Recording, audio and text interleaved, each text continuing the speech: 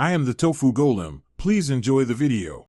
You begin by measuring and marking precisely, so the dart will remove the right amount of fabric. First, measure your waist versus the skirt pattern to calculate total intake, then divide that intake among the darts you plan to use.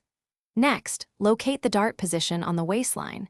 Common spots are between the side seam and center back or front, and mark the apex, usually about 8 to 10 centimeters from the waist. Once done, draw the dart legs from waist to apex on the fabric. Now transfer the lines to the fabric using chalk or a tracing wheel so nothing shifts when you sew. Fold the fabric right sides together along the mark center, then match and align the dart legs carefully. Accuracy here determines a smooth fit.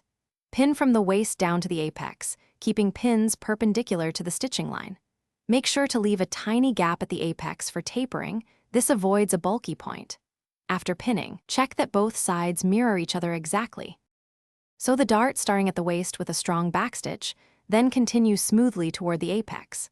About 1/3 past the apex, switch to shorter stitches and finish by tying off or making a tiny back tack.